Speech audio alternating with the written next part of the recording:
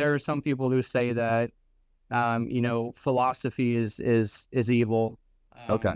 You shouldn't study philosophy as Christians.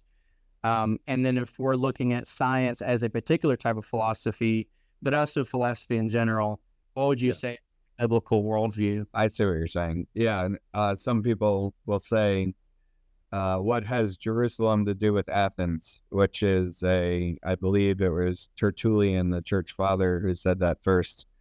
Um, and, of course, Jerusalem is the center of the Old Testament and of Christ and these wonderful works of God that we keep talking about.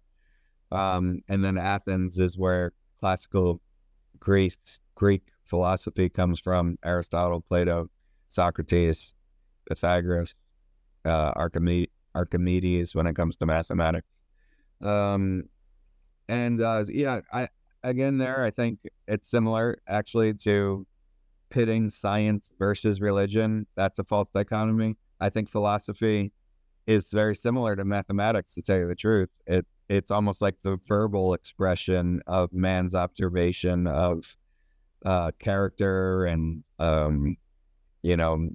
what are we here for and that sort of thing. So instead of writing in syllogism, or instead of writing in variables and equations and formulas and functions, it's just using whatever language the philosopher knows to express thoughts concerning reality. I personally, my belief as a Reformed Christian, I love this about the Reformed faith.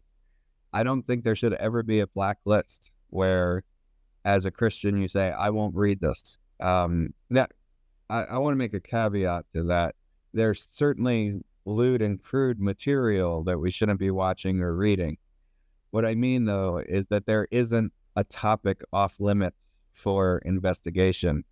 There isn't a subject that you can't evaluate and consider as a Christian. There isn't anything that the Lord has you in store for that you can't go to God himself and say, Lord, give me wisdom, insight, understanding. Help me to see what's true about this and what's false about this. All truth is God's truth. I believe that.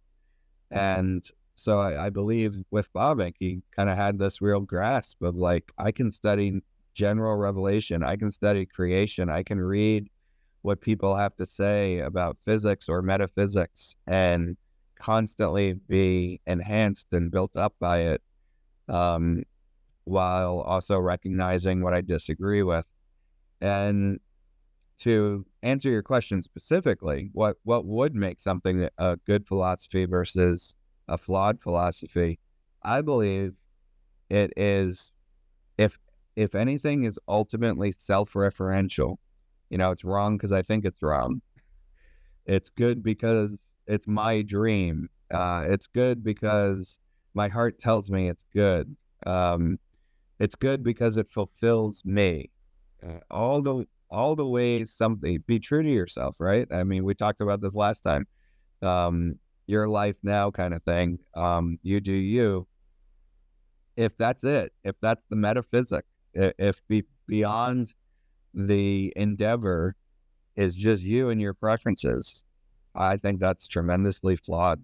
I think every crime in human history and everything we'd ever look at as wrong and out of line, whether it's racism or any detestable thing, I think it proves that we shouldn't have ourselves as a reference point when it comes to right and wrong, what reality actually is, and what we know. And so I believe a good philosophy, a Christian philosophy, the sort of philosophy that Bavinck employs in this reading and will throughout all of his writing, is one where the ultimate referent is God. He's the subject at the wonderful works of God, right?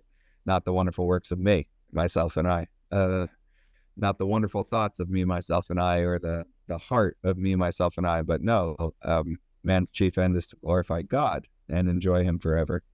And so a Christian philosophy is saying at every point, my presupposition, my foundation, that on which I stand, is God who speaks through creation, his own word, and Jesus Christ. Yeah. That's a good philosophy. Yeah, absolutely. Um, what is I don't know if you know apparently the first verse in the Satanic Bible is "Do what thou wilt." Oh, interesting. I could be wrong about that, because I know apparently I heard Augustine he said that love and then do what thou wilt. So in other words, just speaking about sort of if you're operating from a place of love, like there is no law kind of deal. Yeah. But obviously this is very different.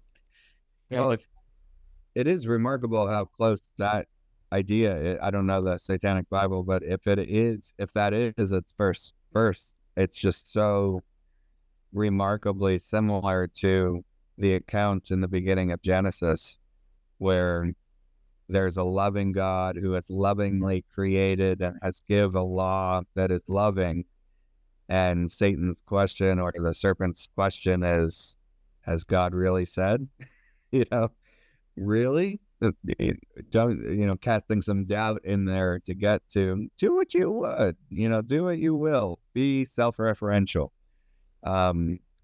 Look no further than your heart's desire to determine what to do. And boy, if there's anything every single culture has just championed, apart from Christianity, I believe it's just over and over. Do you.